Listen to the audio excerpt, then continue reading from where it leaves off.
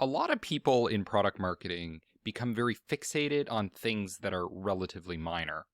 An example of this is when they're generating marketing qualified leads. So, a marketing qualified lead, by my definition, would be someone signing up perhaps for a demo with your sales team, signing up for a free trial of your product, requesting a consultation, contacting you through a form, something like that would be a marketing qualified lead. And if we use some rough numbers, it might cost around $50. Now, maybe it's $200 in some cases, maybe it's $15 in others, but $50 is generally what it takes to generate a lead when you're doing something like LinkedIn ads or Facebook ads. But I want you to think about how you can go bigger with budgets. And even a budget as small as $50 can actually go a long way. And I'm going to show you an example of a campaign that I'm running right now. It's a brand awareness campaign on LinkedIn, and LinkedIn is certainly not the cheapest platform. And you can see here that I was able to reach 6,217 people with a budget of just $82. And the number of impressions was 11,481. So basically, with a budget of $13, I'm able to reach 1,000 people. So if we take that $50 budget that normally would have been used just to generate a single lead, so one lead, I'm able to reach around 4,000 people. So when you're thinking big with product marketing, you have to make these trade-off decisions. Am I interested in the micro, which is generating that one lead, or the macro, which is being able to serve my advertisement to 4,000 people? Now, when you're doing something like advertising, which is really where the rubber hits the road when you're thinking about going big, you would go to something like Create, and you're going to create a new campaign. And one of the main considerations you need to have is, what is the objective? Now, what a lot of product marketers are going to be very focused on is this type of thing: lead generation as an objective, website conversions, especially if you're in something like e-commerce. Job applicants, probably not that applicable for most people unless you're working in HR. Now, when you're moving into the consideration, some people will start to focus more on like clicks, things like website visits, engagement, so things like comments and posts. But when you're really interested in going big and taking your budget and reaching as many people as possible, you're going to be much more interested in the brand awareness objective, potentially also the video views objective. Now, the problem with these objectives is that there's a trade-off. By focusing on the leads, you're going to sacrifice the number of impressions or the number of people that are reached. By focusing on engagement, the way that you drive up the engagement rate is by reducing the amount of people that were exposed to the ad.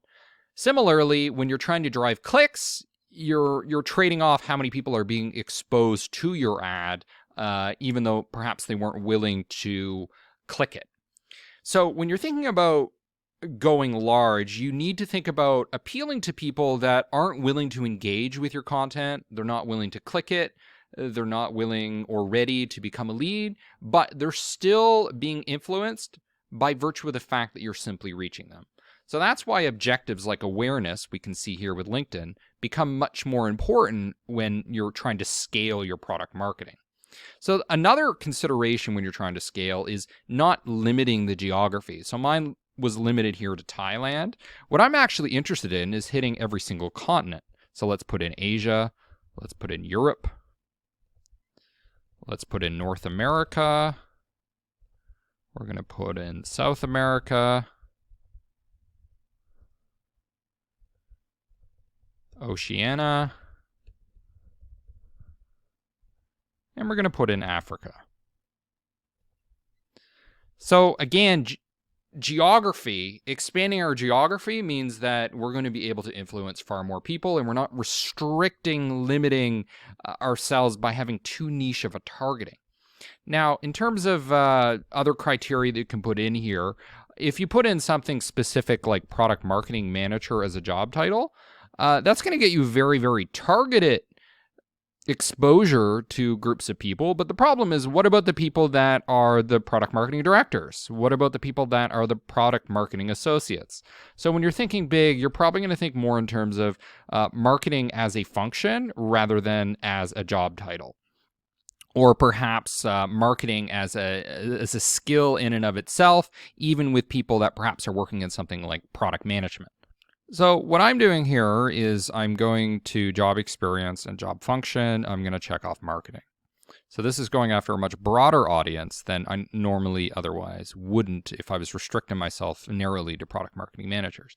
Now, I'm actually not going to enable audience expansion because I think targeting marketing as a function is broad enough in and of itself, and I don't trust tools like LinkedIn or Facebook to necessarily find me the right people beyond that. And you can still add exclusions to perhaps omit people that are working in sales or HR or something like that. The other big consideration when you're trying to go big is setting your optimization goals. You can see here that I've set the optimization goal as reach, which is your best option for getting access to more people, to bigger markets. But the other option would be impressions. So I would recommend going with reach because I think it's one of the most undervalued metrics to track when you're doing product marketing. One of the most important things to monitor when you're doing this type of setup is on the right-hand side, the target audience size estimation. So here you can see that it's about 12 million people, which is certainly a very large audience to go after and is going to help you go much larger. Now, if it's too large, what you can do is start looking at the breakdowns and see what can I exclude here. Well, maybe I can exclude entry-level job seniority or people with a certain number of years experience, perhaps exclude some industries, exclude some interests, or perhaps exclude companies that are too big or too small.